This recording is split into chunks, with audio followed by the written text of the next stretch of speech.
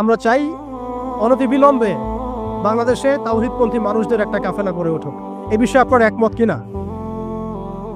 এ বিষয়ে কি আপনাদের মতামত আছে কিনা? মুক্তির একটাই পথ, দাওয়াত এবং জিহাদ। দাওয়াত এবং আপনারা আল্লাহর কাছে দোয়া করতে থাকেন, আল্লাহ যেন এমন একটা জামায়া করে দেন, এমন একটা ইমারা এনে দেন, এমন একটা মামুর আল্লাহ পাক তৈরি করে দেন, এবং এমন যোগ্য আমির আল্লাহ পাক নিয়ে এসে দেন যাদের ঐক্যবদ্ধ প্রচেষ্টায় বাংলাদেশে ইনশাআল্লাহ শরিয়া কায়েম হবে ইনশাআল্লাহ তাআলা। আল্লাহ যেন কবুল করেন, আমিন। এটা সবচেয়ে জরুরি কাজ। যদি আমরা এটা করতে না পারি, আমি বললাম আপনারা অস্তিত্ব সংকটে পড়বেন।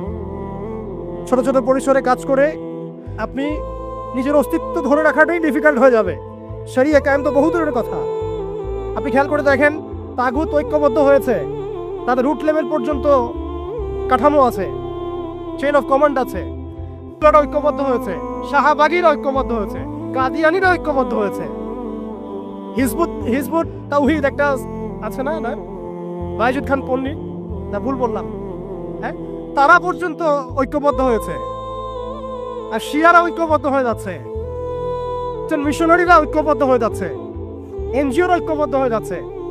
আপনি দেখেন ফ্যাসিস্টরা ঐক্যবদ্ধ ছিল, এখনো আরেক তাগুত যারা ক্ষমতা আসার জন্য উঠে পড়ে লাগছে, তারা ঐক্যবদ্ধ হয়ে যাচ্ছে। সবাই যদি ঐক্যবদ্ধ হয় তাহলে আমরা কেন হব না? আমরা কিসের অপেক্ষায় বসে আছি?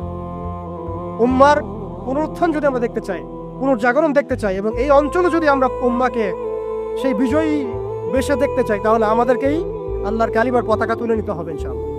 যখন কালিমার পতাকা পড়ে যায় তখন আকবরই উঠে নেওয়া লাগে।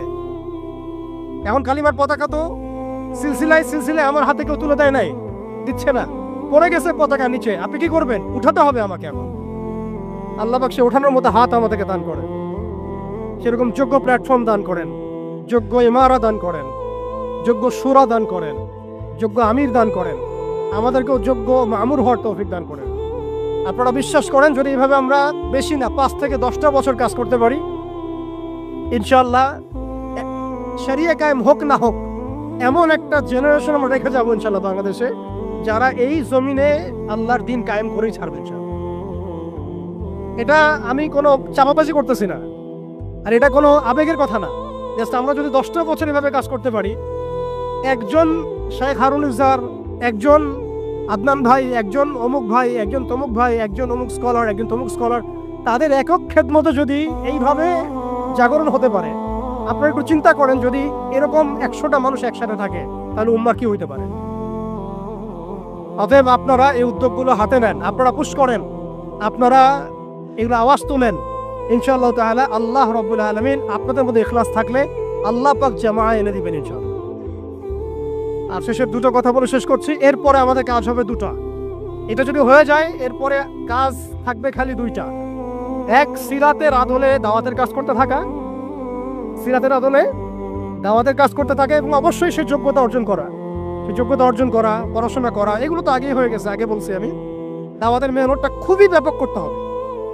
চায়ের কাপে দাওয়াত হবে, হোটেলে দাওয়াত হবে, চা খেতে খেতে দাওয়াত হবে, কফি খাইতে খাইতে দাওয়াত হবে, স্কুলে দাওয়াত হবে, কলেজে দাওয়াত হবে, ইউনিভার্সিটিতে দাওয়াত হবে, সেমিনারে হবে, সিম্পোজিয়ামে হবে, মসজিদে হবে, তালিমে হবে, সবখানে দাওয়াতের কাজ করতে হবে। এবং দাওয়াতের এই কাজটা প্রত্যেকটা মহলে করতে হবে, তরুণদের মধ্যে, তরুণীদের মধ্যে, আম জনগণের মধ্যে, আমাদের বাচ্চাদের মধ্যে, আমাদের পুলিশের মধ্যে, প্রশাসনের মধ্যে, আর্মির মধ্যে, বিজিবির মধ্যে, র্যাবের মধ্যে, ডিজিএফ এর মধ্যে, প্রত্যেকটা মহলে। এবং এই দাওয়াত হবে খোলাসা করে, আমভাবে খোলামেলা দাওয়াত, ব্যাপক দাওয়াত এবং পরিপূর্ণ দাওয়াত। আংশিক ইসলামের দাওয়াত না, পরিপূর্ণ ইসলামের দাওয়াত, পরিপূর্ণ ইসলামের দাওয়াত। ব্যাস, পরিস্থিতি যেমন হবে আমাদের কাজও তেমন হবে। মুক্তির একটাই পথ, দাওয়াত এবং জিহাদ, দাওয়াত এবং